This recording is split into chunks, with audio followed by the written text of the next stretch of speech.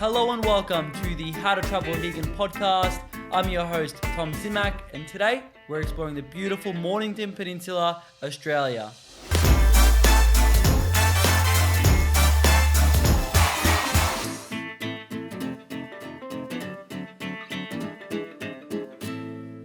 Such an amazing part of my home country. Mornington has amazing surf beaches, hot springs, nature walks, and of course, vegan food.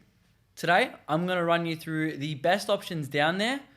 I will mention, if you want an easy way to suss out the vegan food down there, there's a company called Melbourne Vegan Tours, and it's run by a beautiful couple, Jess and Dan.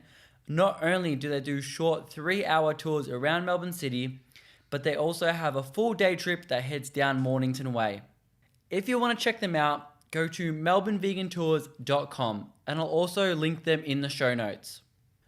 I thought, what better way to structure the episode than running it in the same order they do.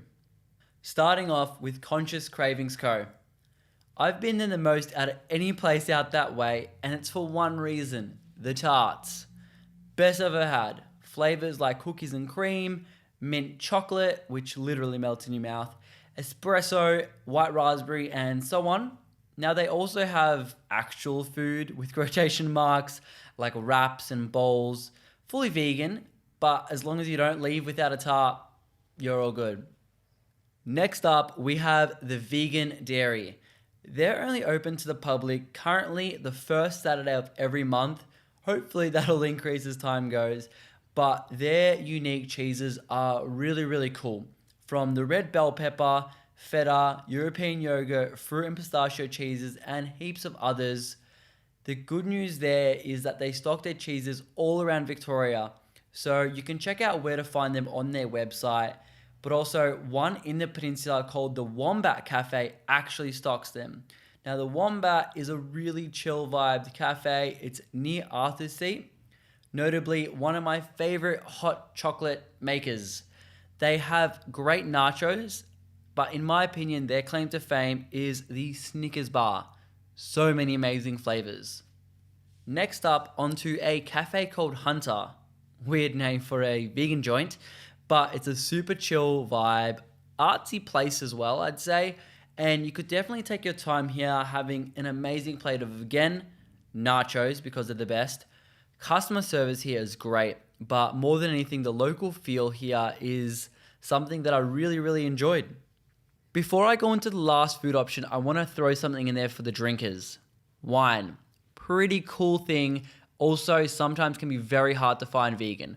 There's a place called Trofeo Estate, and they do wine that is fully free of any preservatives or harmful additives, and fully vegan, so no fish sauce, no egg processing, no milk processing, and all the crap they add into wine. So if you feel like a bit of a drink, they're a great go-to. Back onto food now. We've got Soulful Vegan Food. It's on the main street in Mornington. Really rustic community vibe. The menu changes fairly often, so there's always reason to go back. The customer service here is amazing as well. That's all for the food portion of things. As for activism, you've got two main options. Since you're near Melbourne City, there's of course lots of activism going on here. But you have the Anonymous for Voiceless, which have charters in Mornington Main Street every now and again, and of course Melbourne City. But another really cool group to join in their activist efforts is Animal Activist Collective. And you can find both of those, both Anonymous and Animal Activist Collective, on Facebook, and they also have a website. Just before I sign off, this is my first recorded podcast, which is super exciting. That means if you're listening to this podcast and you want a more visual representation, including pictures of food, locations, maps, and who knows, all the other things I'll add in, you can head over to YouTube and subscribe to me there.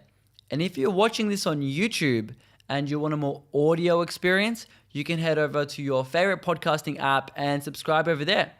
I'm just out here making sure everyone's happy. And of course, now we can communicate easily because you can head down to the comment section of this video or even to Instagram at How to Travel Vegan.